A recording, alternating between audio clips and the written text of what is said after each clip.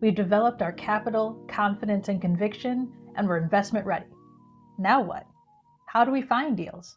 And once we find a deal, how do we know whether or not it's a sound investment?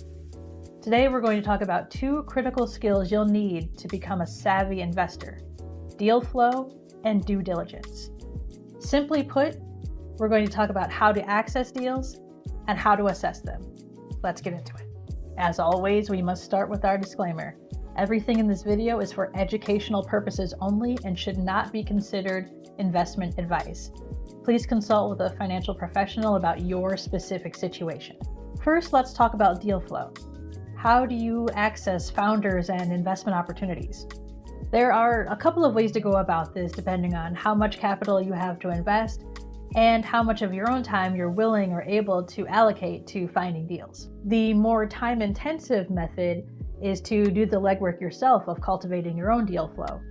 So the options I gave last week for getting started as an angel investor apply here too. Look for local pitch competitions, entrepreneurship hubs, or business innovation groups. You can go to local meetups for founders and introduce yourself as an angel investor. You can set up meetings to talk to founders and ask them for their pitch deck.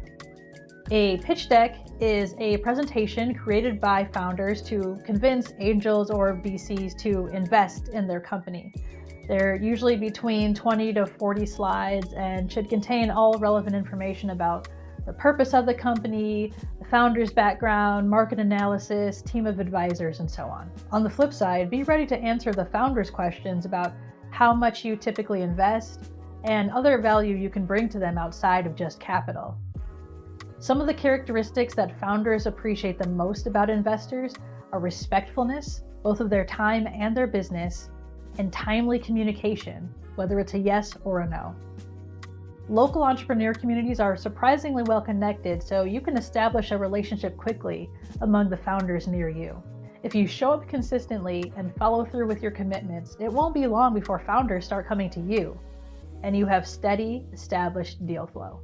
The second method for cultivating deal flow is to essentially outsource it to someone else.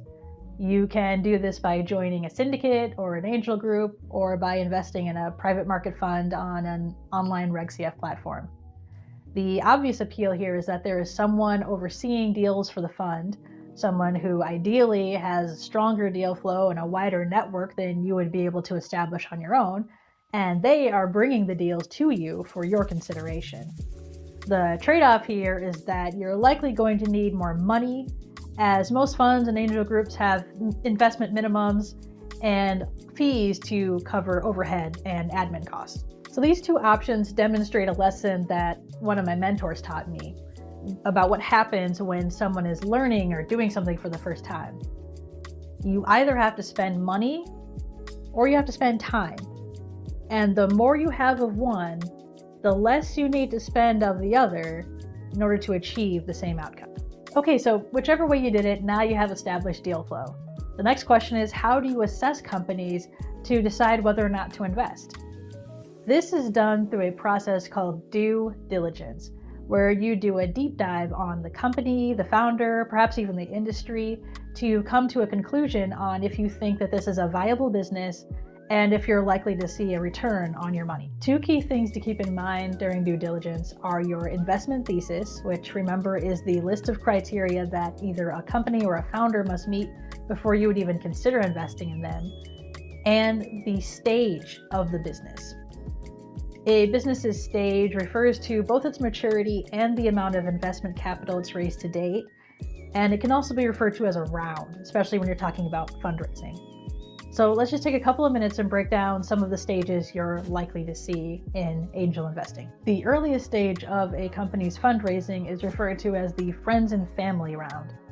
There is privilege baked into that title because it assumes that a founder has friends and family that are able to help them fund their new startup.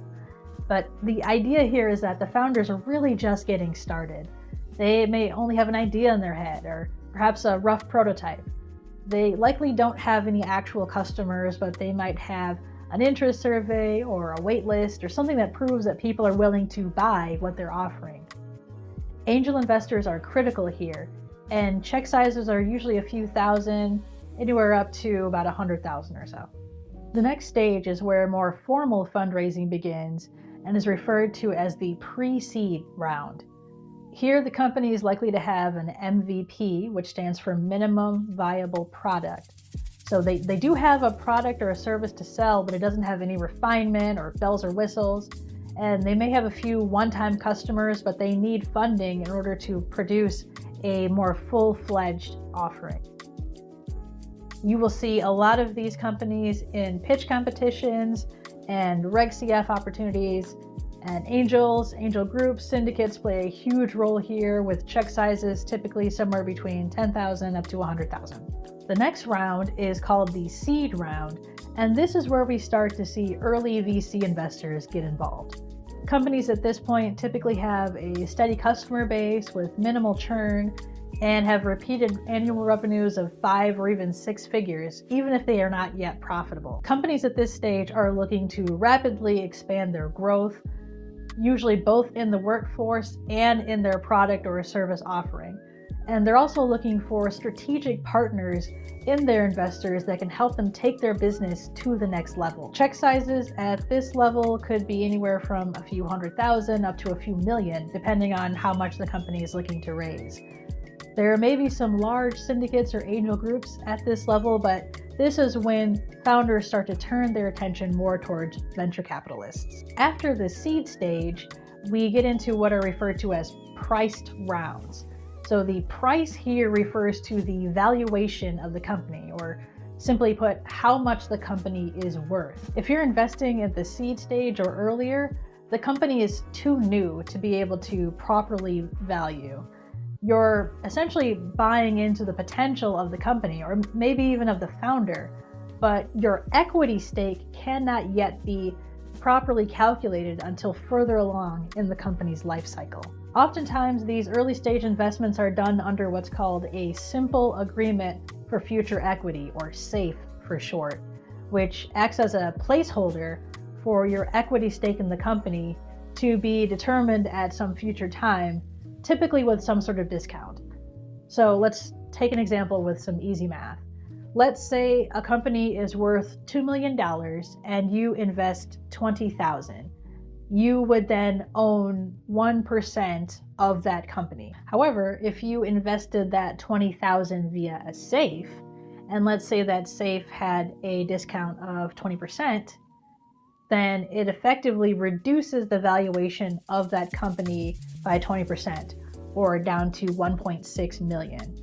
So basically now your $20,000 investment is worth 1.25% of the company instead of 1%. For the record, that was a highly simplified example just to illustrate the math. Actual terms get much more complicated. I'll cover that in a future video, but it's really just to help you understand what a SAFE is and how it benefits early investors. Okay, so let's go back to priced rounds. This is where we see rapid growth in a company and increased involvement from VC firms. Fundraising rounds are now referred to as series and are named alphabetically. So the first price round is referred to as Series A, the next round is Series B, so on and so on. The amounts raised in each series can be tens or even hundreds of millions of dollars, depending on how much excitement there is about the business and how big investors think it can grow. The end game for companies at this point is some type of exit event, whether that's an IPO or a merger or acquisition, but companies can and do fail at this stage, so a liquidation exit event is still possible. So how does a company's fundraising stage relate to due diligence? Well, you can't expect a company that's at a friends and family stage to have the same level of financial data as a Series A company. You have to know what's appropriate to expect from a founder based on how long they've been in business and sometimes based on the industry they're in. That being said, our context here is not giving a gift or a loan to a founder. We are making an investment in their business with the expectation of a return. So here are a few rules of thumb you can use to help you as you begin assessing investment opportunities. First, what is their business plan? Even if they're still in the idea phase, they should have a clear, written plan of what they're selling, who they're selling to, and how they're going to sell it. There should be some level of customer or market insight that proves that there is a need for their solution and that there are enough people that both want to and can buy it to make producing the solution worthwhile. They should also have at least a rough idea of their cost of goods sold, or COGS. This is the cost to the business to produce one unit of product. This could include raw materials, subscription, transportation, storage, or a variety of other factors that early founders sometimes overlook. Next, what does their competition look like? Be wary of a founder that tells you they don't have any competitors.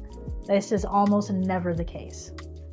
Do they have patents or some other competitive advantage that would be difficult to steal or duplicate? Are they in a highly saturated industry like food and beverage or clothing where there are big name multi-billion-dollar players? Have they secured trademarks or copyright protections? Basically, what's stopping someone with more resources and more connections from doing exactly what they're doing now, but faster and cheaper? If the business has been running for a few years, now you can start getting into more financial data. What has their revenue looked like for the past 2 or 3 years? Is it growing, staying steady, declining? Are they profitable? If so, what's their margin? Meaning, what percentage of their revenue is profit? If they are not profitable, how long will it take before they are? With the resources they have right now, how long can they stay in business? And how much additional runway would your investment give them? Lastly, ask the founder about their future plans. Where do they see the company 5 years from now? This does not mean revenue forecasts for 5 years from now. Those are complete fantasy. What you're looking for is the founder's vision. Do they want to continue running the company, or do they want to sell it at some point? How do they see the business growing and expanding? Is the potential customer market large enough to realistically support those plans? If a founder is well prepared, the answers to a lot of these questions should be in their pitch deck, or they should be able to answer them on the fly. As you grow as an investor, you will develop your own list of due diligence questions shaped by your experiences, both positive and negative. Remember that there is always risk associated with investing, especially with early stage private companies. That is why it is critical that you do not invest money you cannot afford to lose or will need back in a short period of time. So if you're feeling overwhelmed by due diligence or knowing what questions to ask, consider joining a syndicate or an angel group. You'll still be able to ask some questions, but a lot of the investigation will be done for you, and only companies that pass the group's investment committee's criteria will be presented to you. Okay, so now we've covered deal flow and due diligence, 2 critical skills to advance in your investment for wealth journey. Next week, we'll look at investing a bit more from the founder side and talk about what makes an investor compelling outside of just capital. We got slightly more technical this week, so drop me a comment and let me know how you're feeling or if you have any questions. I do hope that each week you feel more empowered and excited about private market investments. Like I said before, this is a marathon, not a sprint, but we're in it together, and together we will win. We'll see you next time.